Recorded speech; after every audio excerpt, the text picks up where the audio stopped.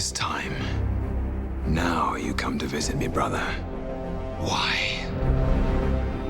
So the first movie was very much kind of Loki having a spiritual quandary about who he was. Yeah. In the Avengers, he was very much the villain. So the question then becomes, in Thor: The Dark World, who is Loki now?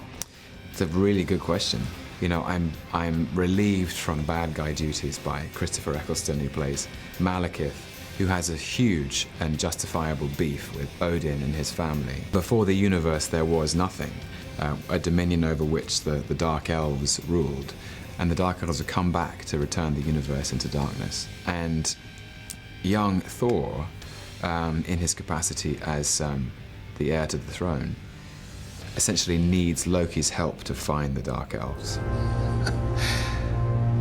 You must be truly desperate to come to me for help. What makes you think you can trust me? I don't.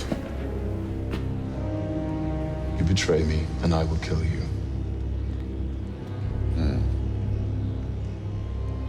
When do we start? After being plucked from relative obscurity for the first Thor movie, Tom Hiddleston has become something of a fan favourite, doing stunts like this at Comic-Con this year, appearing in full Loki regalia. Say my name. Say my name. Say my name! Say my name! It's so gratifying to have a group of people who are interested and engaged with what you're doing. You know, actors can't call themselves actors without an audience to watch them, so yeah, it's a real privilege, I would say. I want to go a little bit back to when you were starting your career as an actor, and I know I was reading an interview where you were talking about your relationship with your dad, and your dad had some questions about you necessarily becoming an actor. Yeah. And one of the things he said to you is, why do you want to spend your life being somebody else when you can be your own man? And I'm curious, did you ever find an answer to that question? Yeah. I said it's all about, that's the whole point, is actually by playing other people you find out who you are. And so I would actually say that, like, the work I've done is, in a way, has expanded and deepened my sense of who anybody is. You're probably one of the best educated people I think I've ever interviewed. You literally went to the School of Kings, Eton and Cambridge and things like that. I'm sorry about that. Yeah, I don't know how that happened. Well, let's put it down to your parents' bad Okay. choices. But what do your schoolmates think of you now?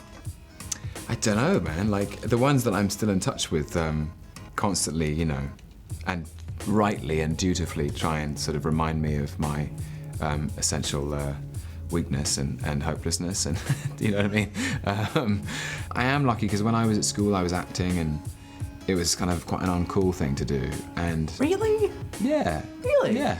Anyway, I always said I wanted to do it, and a lot of people said, oh, you know, you'll never do it. You'll grow out of it. Yeah, you'll grow out of it. It's not, and also it's too hard, it's too competitive and stuff, and so anyway, my school friends are just very proud, I think. Right, and if you could go back and tell young Tom in school anything, what would you say to him?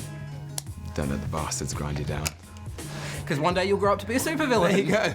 Yeah. Excellent, Tom Hiddleston. Absolute pleasure to meet you. Lovely. Thanks, man. To get you up to speed on Thor, here's the deal. In the first film, Aussie Chris Hemsworth plays the arrogant Thor, who's booted out of his swank palace to dull old Earth for being a bit of a douche. He then meets Natalie Portman, which does him some good, and they eventually smooch. Meanwhile, Thor's brother, Loki, played by Tom Hiddleston, finds out he's adopted and cracks it. Loki tries to kill Thor on Earth with the Destroyer. It doesn't work. Thor manages to get home, run along a path that looks straight out of Super Mario Kart, fight and defeat Loki, who's gone forever. Or is he? Well, it seems not, as now we have a sequel, Thor: The Dark World. What makes you think you can trust me? I don't. You betray me, and I will kill you. The new film sees the lads reuniting, this time joining forces against a bigger threat than both of them, which may or may not be Natalie Portman's right hook.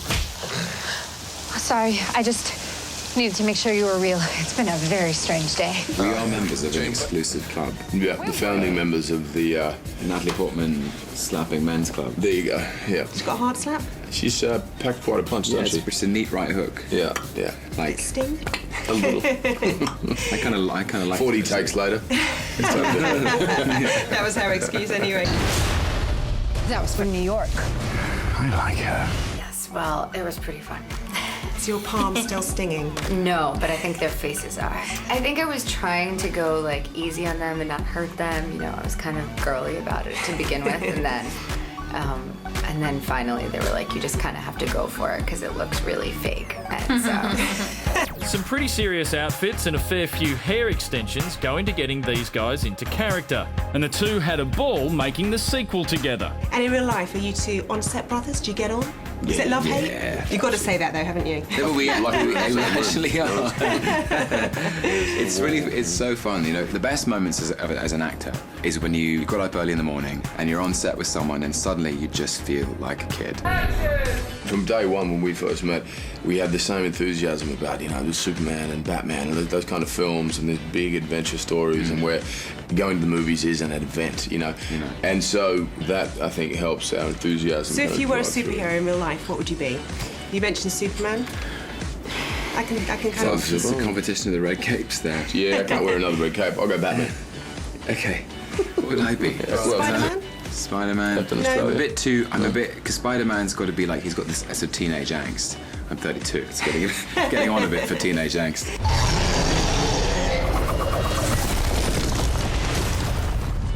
Anyone else?